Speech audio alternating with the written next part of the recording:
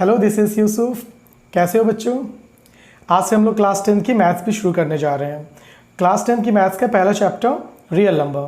तो real number में exercise 1.1 से शुरू करेंगे। एक्सरसाइज 1.1 से में जो मेन बेसिक जो थ्योरम यूज़ हो रहा है, बल्कि थ्योरम नहीं वो लेमा है, वो क्या है? Euclid division lemma. तो यूक्लिड डिवीज़न लेमा को समझते हैं। यूक्लिड डिवीज़न लेमा, लेमा का मतलब क्या होता है? लेमा मतलब होता है कि एक ऐसा बेसिक स्टेटमेंट जिसे किसी प्रूफ की ज़रूरत नहीं होती है। वो मतलब हिंदी में कहते हैं कथित तौर पर मान लिया जाता है कि हाँ ये सही होगा, और उसका इस्तेमाल करते हैं दूसरे थ्योरम को प्रूफ करने में। तो ये होता है लेमा का मतलब। तो यूक्लिड डिवीज़न लेमा क्या है? तो यूक्लिड डिवीज़न लेमा को स्क्रीन पे लिखी हुई है, उसका जो एग्जैक्टली क्या है लेमा वो हम बता देंगे। पहले एक एग्जाम्पल लेके हम समझाते हैं कि यूक्लिड डिवीज़न लेमा होता क्या है। जैसे कि यहाँ पे लिखा हुआ है कि 6 से डिवाइड कर रहे हैं 47 को, तो कितने 6 7 42 आ जाएगा और 5 एज अ रिमाइंडर आ जाएगा। ठीक है, ये चीज़। तो जिसको डिवाइड करते हैं, जो बीच में लिखा होता है वो क्या होता है? डिविडेंड कहलाता है। और जो आंसर आता है वो क्वोशिएंट कहलाता है।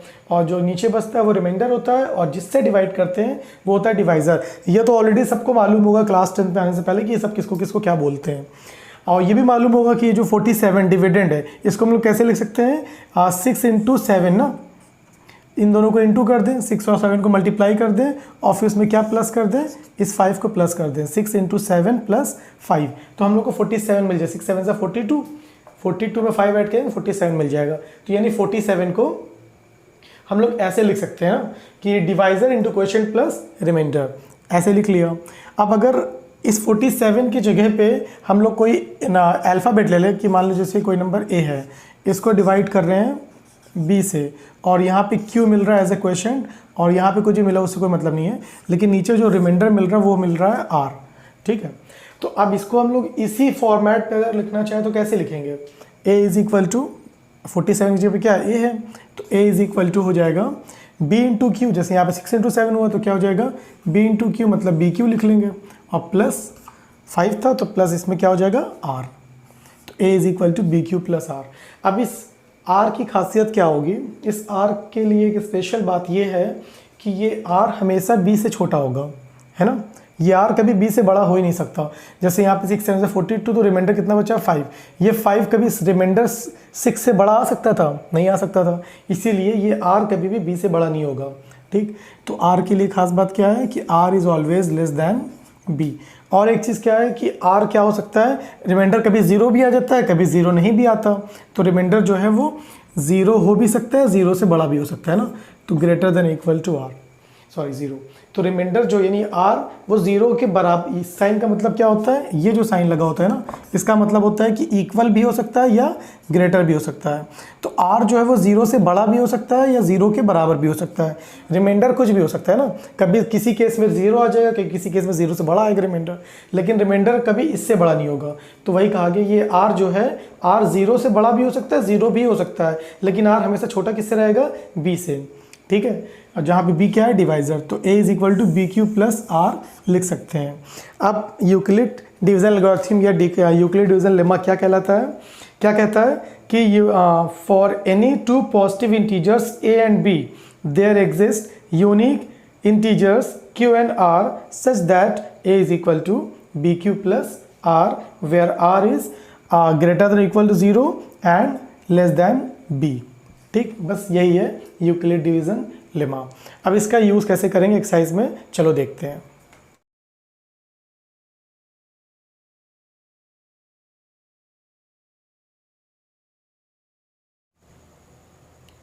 हाँ, तो इसे सॉल्व करने के लिए suppose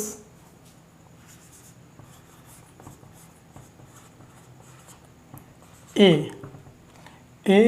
is a positive odd integer. एक हमने वेरिएबल ए मान लिया, जो कि उसको हम लोगों ने सपोज कर लिया कि ये पॉजिटिव ऑड इंटीजर है।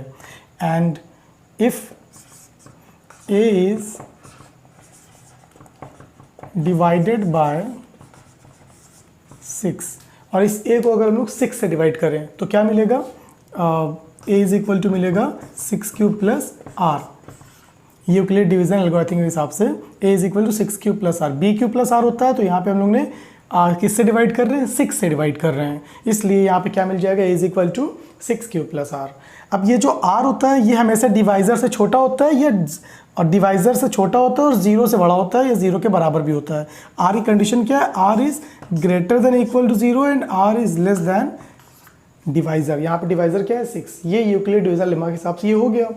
अब r 0 से बड़ा या 0 की बराबर हो सकता है और 6 से छोटा, therefore possible values of r क्या हो जाएंगी, r इज इक्वल टू 0 हो सकता है, 1 हो सकता है, 2, 3, 4, 5, 6। r की ये सारी वैल्यूज़, सॉरी 6 तो नहीं हो सकता ना, क्योंकि 6 से तो छोटा और 6 तो डिवाइज़र है, 6 से छोटा 6 की वैल्यू नहीं हो सकती, डिवाइज़र वाली वैल्यू से छोटी वैल्यू तक जा सकती है r की वैल्यू, और 0 से शुरू होगा।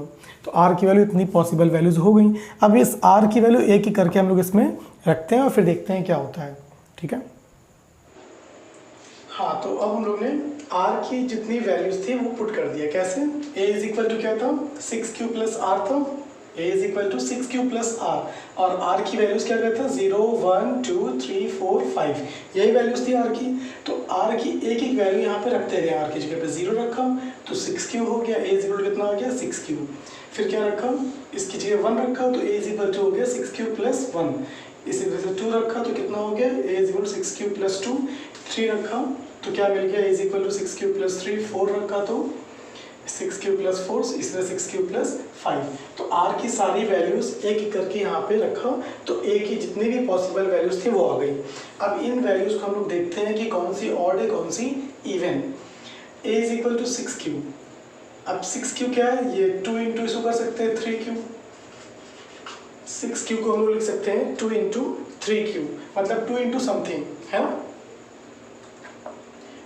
तो कितना हो जाएगा, ये 2m टाइप का हो गया है ना, 2m टाइप का हो गया। अब दूसरा वाला 6q प्लस 1, अब यहाँ पे इसमें से 6 है, यहाँ पे 1 है, तो 2 कॉमन नहीं निकल रहा है यहाँ पे, तो इसलिए ये क्या हो गया, ऑड हो गया। तीसरा वाला क्या है, 6q प्लस 2, अब यहाँ पे 6 है और यहाँ 2 है, तो 6 और 2 में से 2 कॉमन निकल सकता है, तो 2 कॉमन निकाल दो तो यहाँ क्या बचा, 3q बचा, और यहाँ पे क्या बचा, 2 1 जा 2, तो 2 इंटू है, यानी ये क्या हो गया, इवन हो गया, 2 इंटू समथिंग हो गया, इवन हो गया। इसमें से 2 कॉमन नहीं निकल रहा है तो ये हो गया ऑड।